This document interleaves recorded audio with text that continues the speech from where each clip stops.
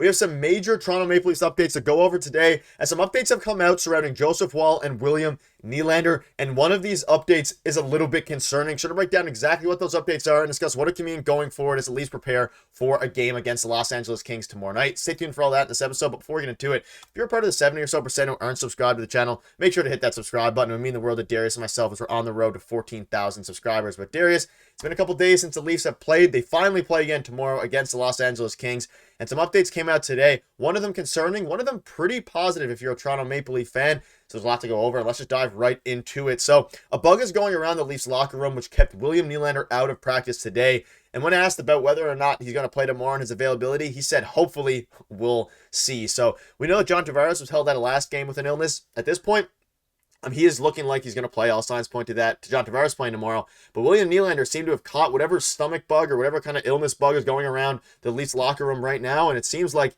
he is not going to at least be 100% tomorrow if he does play. He's currently dealing with an illness.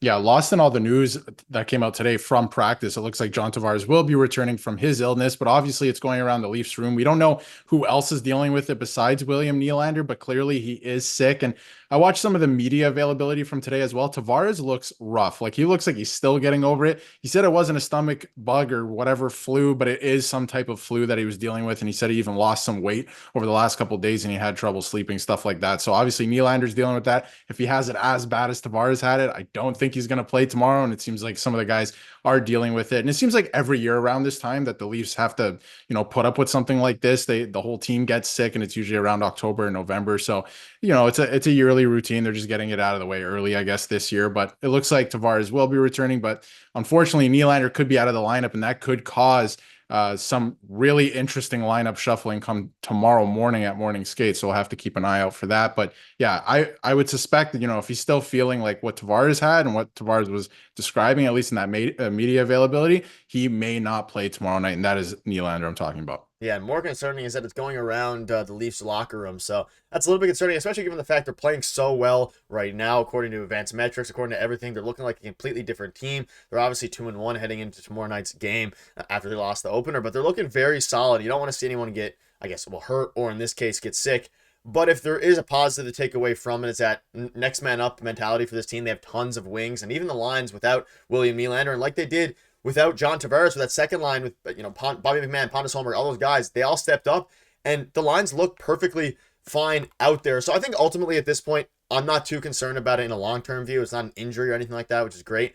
But I want to see the Leafs play healthy. We waited so long for them to play, hockey again, and just to see the illness go down this early is a little bit rough. But some other things to go over here is Joseph Woll. So he's showing progress and has a strong chance of joining the team for practice tomorrow, per head coach Craig Berube. We saw him skate today, and he said that Joseph Woll is dealing with lower body tightness, continues to improve, no issues after yesterday on the ice, which is great news, and says there's a good chance he's on the ice tomorrow at their optional skate. So this is some more positive news, quite frankly, and obviously, there's some good things to go over here. Joseph Woll, he's been a guy that, we haven't shied away from saying it, has been riddled with injuries really throughout his entire NHL professional career. And you mentioned it on stream the other day, the fact that he hasn't really been skating. He finally took the ice today. He's skating. Hopefully, he's going to be, again, an optional skate tomorrow. But he's doing good. He continues to improve. He was on the ice yesterday. So some good news here. Still, again, there's a good chance on the ice tomorrow at their morning skate. So hopefully he continue to skate here and get better. But I'm kind of liking the current goalie tandem. Nothing against Joseph Woll, but I'm liking the way things are going. I want to see at least one more Dennis Hill to be start.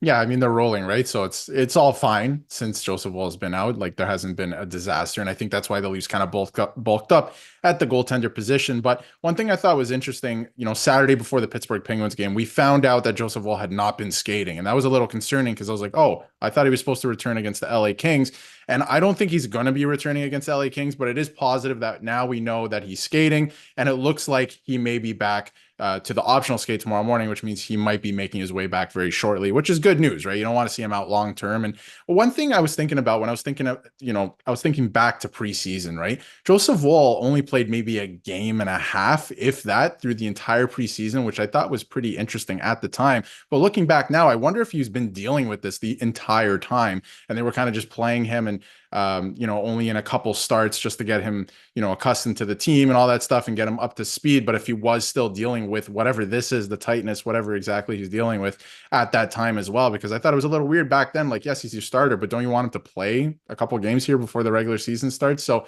looking back, I wonder how long he's been dealing with this, right? And yes, like you said, his entire pro career so far has been riddled with injuries. And again, he's dealing with this. So I hope that he comes back. I hope that he's healthy for the rest of the year and he gets whatever this is straightened out. But encouraging signs for sure. The fact that he is skating and he will be probably skating tomorrow morning. He probably won't play, that's for sure. And again, it's an optional skate, but looks like he'll be making his way back into the lineup maybe Saturday against the Rangers. It's a big game, right? So maybe do they trust him to put him in net for a big game like that, or do they wait till next week still? So it's going to be interesting. Stolarz has been playing great in his absence, and obviously he'll be at a great start as well. So the one thing that is for sure, Joseph Woll is out right now, but the Leafs goaltending has taken a step up to that next level since last year and, in previous years. Yeah, and there's no need to rush him back at this point. I mean, they have Hildeby, they have Anthony Stolarz, who, I mean, he's shown so far a great ability to be the 1A, at least so far through the 2 games he's started here. But yeah, I mean, ultimately, the injury is something, and people have come out, I believe it was Nick Kypreos. Everyone is kind of coming out and saying, let him get 100% healthy. And I'm kind of in the same sentiment of, I want him to be 100% good when he comes back because of the luxury that the Leafs have with their goaltending at this moment with Anthony Stolarz, Dennis Hildeby, and Matt Murray as well, who continues to get work in the AHL. They'll be ready now whenever they want to, whether that's in a week, whether it's like you mentioned, it could be Saturday. It won't be tomorrow. I highly doubt that. It'll most likely be Anthony Stolarz, especially after the 3 or 4 games off.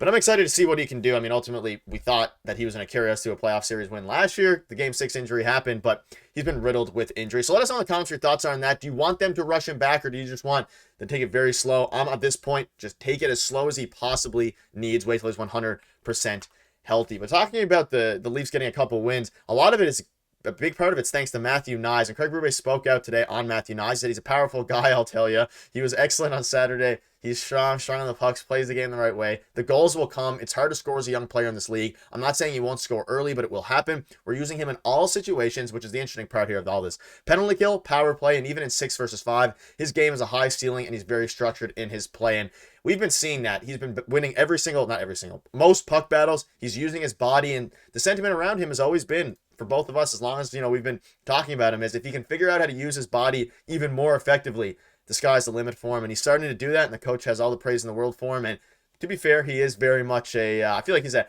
handcrafted Craig Berube player. No, he literally is. He's a power forward. I think Craig Berube loves players like that. I also love how direct Craig Berube is with his quotes and how honest he is. I love that. But Matthew Knies has been great so far this year. We've always known what he can be physically, and I think he's finally showing it this year. Obviously, trucking through Dougie Hamilton last week, and even in the game against Pittsburgh on Saturday, I mean, the way he uses his body to create space and find lanes too, like he's playing fantastic so far this year. So it's going to fall for him. Obviously, he already has a goal on the year, but it's going to fall into place for him here shortly as a top line player in this league. Like I think we all forget too how young he is still, and he's playing on the top line. So obviously expectations are very high, but he's finding his way and he's making himself very useful, especially this year. So I'm very excited to see what he does the rest of the season and obviously heading into the playoffs, because he's already maybe possibly one of the best power forwards in the NHL at this point. Yeah, and if he can continue to develop, he's not only going to be good for the Leafs, but he's going to be good for a massive payday that is on the horizon. So let us know in the comments what your thoughts are on all of these updates.